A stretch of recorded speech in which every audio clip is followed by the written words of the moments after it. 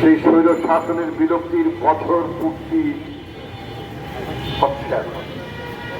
জুলাই মাস থেকে সে আন্দোলনটি শুরু হয়েছিল, ফাইনাল আন্দোলনটি শুরু হয়েছিল অগাস্টের 5 তারিখে শেষ হয়েছিল।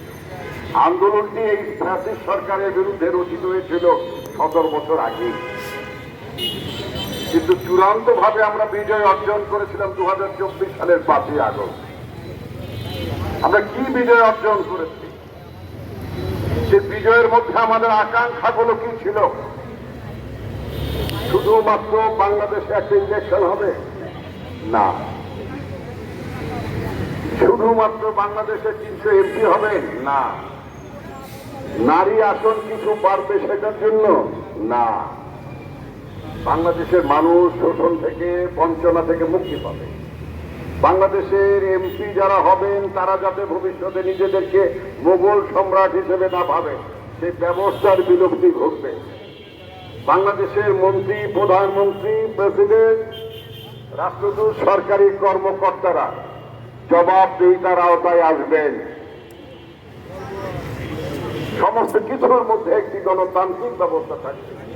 বাংলাদেশ রাষ্ট্রটি গণতান্ত্রিক রাষ্ট্র হবে এবং সরকার জবাবদিহিতার মধ্যে থাকবে।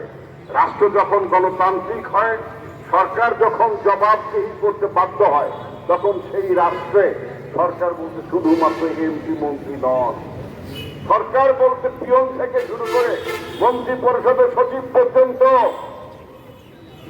বাংলাদেশে কয়েকদিন আগে কয়েকটি আন্দোলন হলো,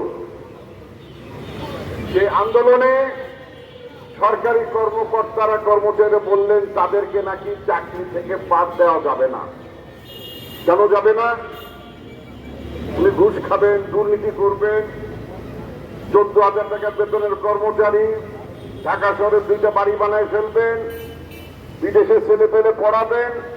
এই ঘটনা একজন এমপির বেলায় হলে, একজন মন্ত্রীর বেলায় হলে তাকে জবাবদিহি করেন, বলেন পলিটিশিয়ানরা খারাপ, চোর।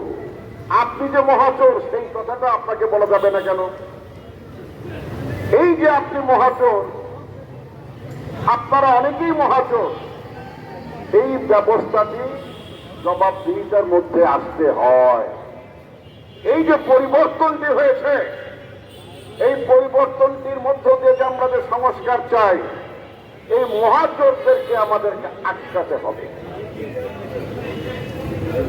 তো কিভাবে আটকাবেন? বাংলাদেশে 2014 সালে, 2018 সালে, 2024 সালে বাংলাদেশে 3টা বিতর্কিত নির্বাচন হয়েছে। আমার দলও অনেক সময় বলে না, আপনারা অনেকে বলেন না। 2009 সালে নির্বাচনটা বিতর্কিত হয়েছে।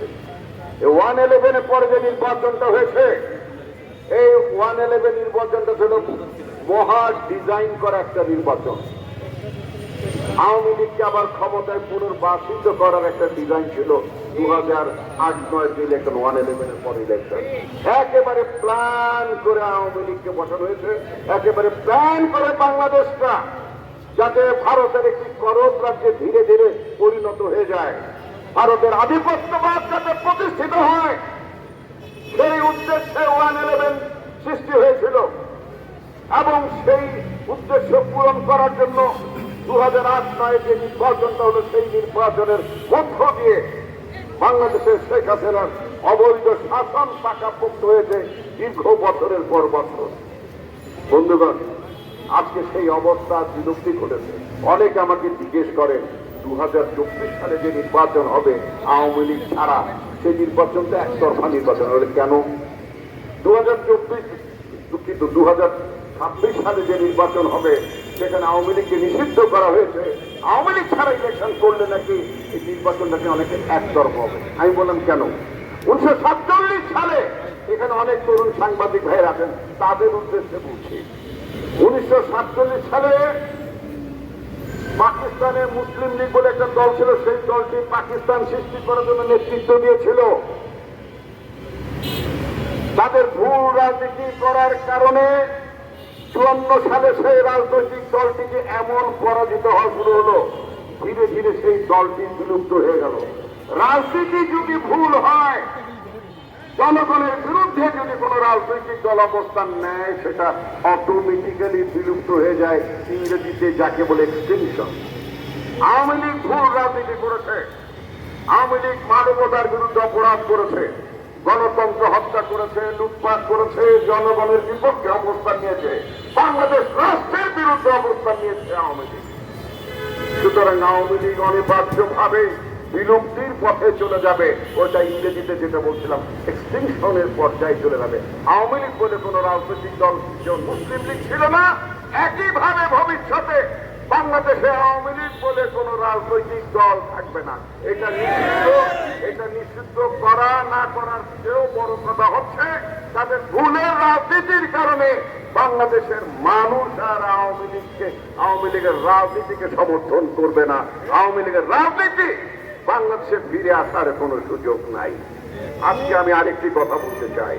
বাংলাদেশের প্রশাসন 2014 সালে, 2018 সালে, 2024 সালে যে নির্বাচনগুলো হয়েছে, সেখানে যে আমলাতন্ত্র, সেখানে যে ডিসি তখন দায়িত্ব পালন করে, এসপি তখন দায়িত্ব পালন করে যে ইউনো যারা ছিলেন, যারা এই অবৈধ নির্বাচনগুলোকে, রাতের ভোটে নির্বাচনগুলোকে যারা অনুষ্ঠিত করার জন্য যারা সাহায্য করেছেন, প্রশাসনের বিভিন্ন জায়গায় তারা এখন অনেক বড় বড় পদে বসে আছেন।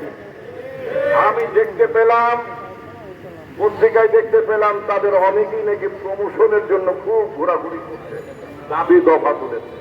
আরে প্রমোশন তো দূরের কথা, 14 সালে কি আকাম করছো, 18 সালে কি আকাম করছো, 24 সালে কি আকাম করছো? যে আকামের জন্য জবাবদেহি করতে দুইজন ব্যক্তিকে কেবল ধরেছেন, নুরুল হুদা এবং হাবিবুল আউয়াল। নুরুল হুদা দুইজনই কি অবৈধ নির্বাচন করতে পেরেছে? জনগণের ভোটাধিকার কেড়ে নিছে দুইজন মানুষ মাত্র। বাকিরা ওই ডিসি যদি সাহায্য না করতো, ওই রিটার্নিং অফিসার যদি বলতো, যদি সার্টিফিকেট না পাঠাতো যে নির্বাচনে 110% ভোট পড়েছে, এই কথা তো ডিসি এসপি যারা ছিল নির্বাচনের দায়িত্বে তারাই তো করেছে।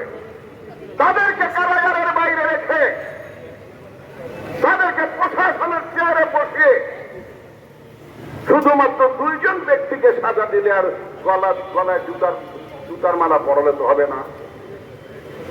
সুতরাং প্রশাসনের মধ্যে আওয়ামী লীগের যে সমস্ত লোক ঘাপটি মেরে আছে, যারা 14, 18, 24 অবৈধ নির্বাচন করিয়েছে, শেখ হাসিনাকে ক্ষমতায় থাকতে যারা শেখ হাসিনাকে সাহায্য করেছে, তাদেরকে চাকরি থেকে বিদায় দিতে হবে এবং আইনের আওতায় আনতে হবে। বাংলাদেশে বহু যুবক আছে, বেকার যুবক আছে, চাকরির কোনো সমস্যা নাই, নতুন করে চাকরি দেন। আর এই সমস্ত আওয়ামী মাল যেগুলো আছে এগুলোকে এই প্রশাসন থেকে, সচিবালয় থেকে এগুলোকে বিদায় করে। আরো অনেক কথা বলার ছিল। জুমার দিন বৃষ্টি শুরু হয়েছে, আমার সাংবাদিক বন্ধুদের অনেক কষ্ট হচ্ছে। সুতরাং আমি অত্যন্ত দুঃখিত, তারপর আমি কিছু কথা বলে ফেলেছি আপনাদের জন্য। আমি অত্যন্ত দুঃখিত, কারণ বৃষ্টিটা আপনারা দিচ্ছেন। আমি আমার বক্তব্য এখানে শেষ করতে